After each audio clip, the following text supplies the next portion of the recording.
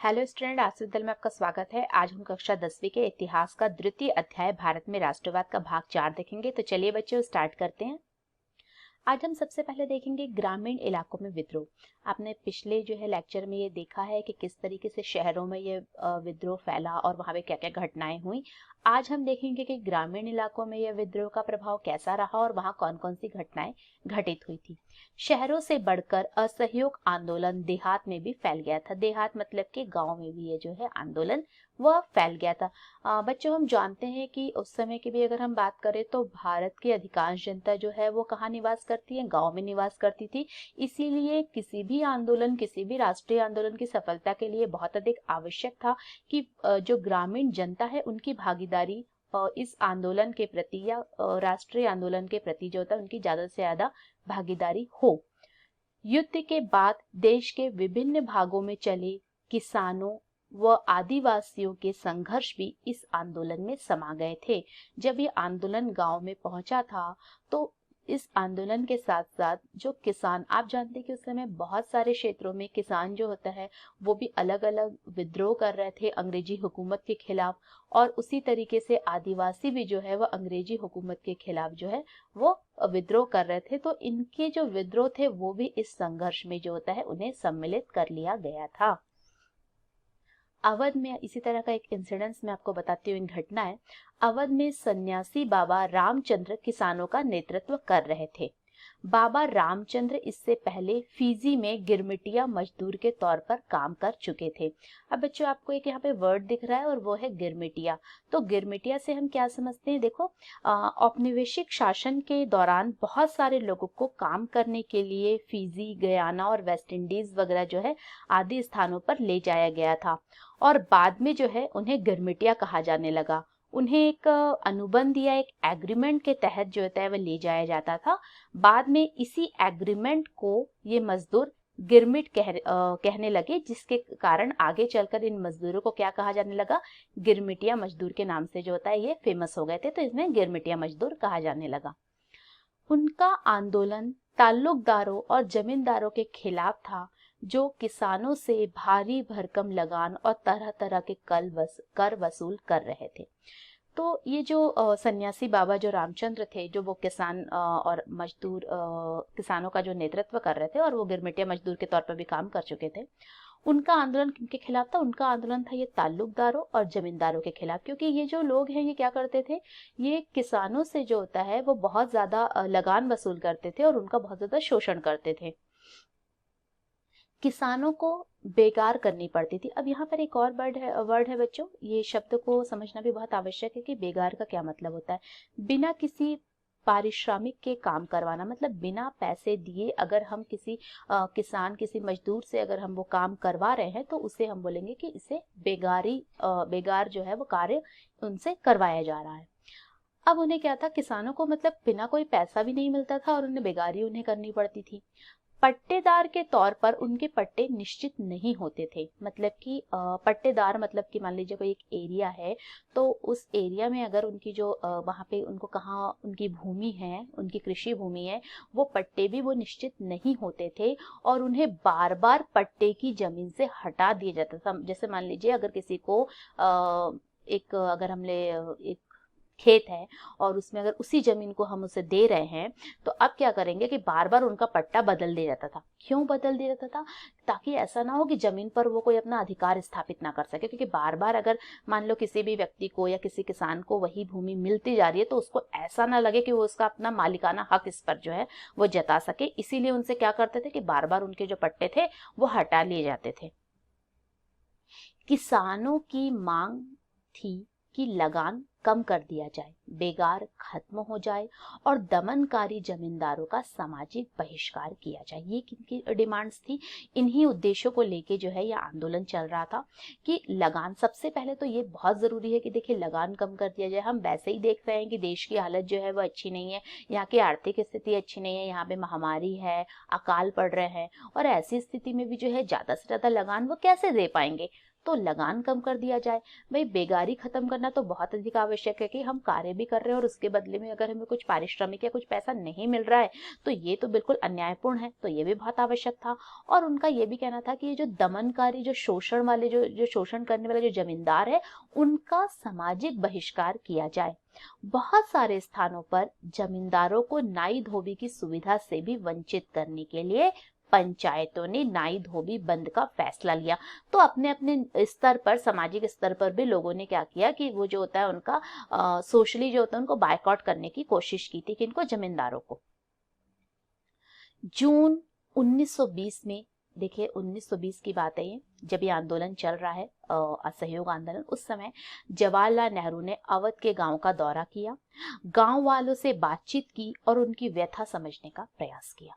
अक्टूबर तक जवाहरलाल नेहरू, बाबा रामचंद्र तथा कुछ अन्य लोगों के नेतृत्व में अवध किसान सभा का गठन कर लिया गया। अब एक अवध में एक किसान सभा बनाई गई जो कि जवाहरलाल नेहरू, रामचंद्र और कुछ अन्य लोगों के नेतृत्व में जो होता है इसका गठन किया गया। महीने भर में इस पूरे इलाके के गांव में संगठन की 300 से ज्यादा शाखाएं बन चुकी थी। मतलब अब धीरे धीरे ये इतना ज्यादा फेमस होने लगा था, या लोग इसमें इतना ज्यादा पार्टिसिपेट करने लगे थे कि इसकी 300 से ज्यादा जो है वो शाखाएं बन चुकी थी। अगले साल जब असहयोग आंदोलन शुरू हो रहा है तो कांग्रेस ने अवध के किसान संघर्ष को इस आंदोलन में शामिल करने का प्रयास किया। अब ये कहा गया कि कांग्रेस ने ये सोचा कि ये जो अवध का किसान संघर्ष है इसे भी क्यों ना असहयोग आंदोलन के साथ जोड़ दिया जाए, ताकि ज्यादा से ज्यादा लोग जो थे इस आंदोलन से भी जुड़ जाए। लेकिन किसानों के आंदोलन में ऐसे स्वरूप विकसित हो चुके थे जिससे कांग्रेस का नेतृत्व खुश नहीं था। जो कांग्रेस के जो हाईकमान जो लोग थे, जो नेतृत्व वाले लोग थे, वो इस आंदोलन के स्वरूप से जो होता है वह खुश नहीं थे। क्यों नहीं थे ये देखिए, आप देखेंगे आगे। 1921 में जब आंदोलन फैला तो ताल्लुकदारों और व्यापारियों के मकानों पर हमले होने लगे, बाजारों में लूटपाट होने लगी और अनाज के गोदाम पर कब्जा कर लिया गया। देखिए, जो किसान लोग थे उनका इतना ज्यादा शोषण हुआ था कि जब उनको ये राइट मिला कि हम जमींदारों, ताल्लुकदारों से जो है बदला ले, तो उन्होंने अपने अपने स्तर पे जो होता है वो बदला लेना प्रारंभ किया। ऐसा नहीं है कि उन्होंने जो किया वो गलत था, लेकिन कांग्रेस का नेतृत्व इससे खुश नहीं था, क्योंकि कांग्रेस या गांधी जी जिस विचारधारा को लेके चल रहे थे वो थी अहिंसा। उनका ये कहना था कि अगर कोई भी आंदोलन जो होता है वो हिंसक नहीं होना चाहिए, हमें उसे अहिंसा के बल पे ही जो होता है वो लड़ना है। इसीलिए जो होता है यहाँ पर जब हम देखने लगे कि यहाँ पर उनमें उन्होंने ये भी कहा था कि बिल्कुल जो होता है हम सत्याग्रह और अहिंसा को ही जो होता है वो अपना सिद्धांत बनाएंगे। तो उन मौलिक सिद्धांतों को जो होता है इन्होंने समझा नहीं था किसानों ने, और जब उन्होंने इस तरीके से लूटपाट और कब्जा वगैरह करना प्रारंभ कर दिया था, तो इसीलिए जो है कांग्रेस के जो नेतृत्व जो था, जो हाईकमान थी, वो ये नहीं चाहती थी कि ये किसान आंदोलन जो है असहयोग आंदोलन से जुड़े। बहुत सारे स्थानों पर स्थानीय नेता किसान को समझा रहे थे कि गांधी जी ने ऐलान कर दिया है कि अब कोई लगान नहीं भरेगा और जमीन गरीबों में बांट दी जाएगी। महात्मा का नाम लेकर लोग अपनी सारी कार्रवाइयां और आकांक्षाओं को सही ठहरा रहे थे। देखिए, लोग जब गांधी जी यहाँ पर आए थे भारत में, तो उन्होंने यहाँ पे जो सिद्धांत दिया था, लोगों ने उस सिद्धांत को केवल ऊपरी सतह पर ही अभी समझा था। उसके मौलिक सिद्धांत जो था, उसका मौलिक उद्देश्य क्या था, इसे अभी लोग नहीं समझ पाए थे। मतलब इतना ज्यादा उन्हें प्रशिक्षण अभी नहीं मिल पाया था। तो लोगों ने क्या किया कि महात्मा का नाम लेके वो जो भी कुछ कर रहे थे उसको उन्होंने सही ठहराया था। लेकिन उनकी गांधी जी की जो विचारधारा के अंदर छुपी हुई जो सिद्धांत थे, जो मूल सिद्धांत थे, उनकी गहराइयों को वो नहीं समझ पाए थे। आदिवासी किसानों ने महात्मा गांधी के संदेश और स्वराज के विचार का कुछ और ही मतलब निकाला। अब इधर आदिवासी किसानों की भी बात करते हैं। उन्होंने भी जो होता है, जो गांधी जी ने जो भी देश को आह्वान किया था, जो संदेश दिया था और जो स्वराज का अपना विचार व्यक्त किया था, उसकी मीनिंग इन लोग ने कुछ और ही निकाली थी। उदाहरण के लिए आंध्र प्रदेश की गुडेम पहाड़ियों में 1920 के दशक की शुरुआत में एक उग्र गुरिल्ला आंदोलन फैल गया था। कांग्रेस इस तरह के संघर्ष को कभी स्वीकार नहीं कर सकती थी, क्योंकि कांग्रेस जो थी, या उस समय जो भारतीय राष्ट्रीय कांग्रेस जो थी, वो कभी भी इस तरीके के, मतलब वो कोई भी हिंसात्मक जो है गतिविधियां नहीं करना चाहती थी। वो चाहती थी कि जो भी हम आंदोलन करें वो अहिंसा पर हो।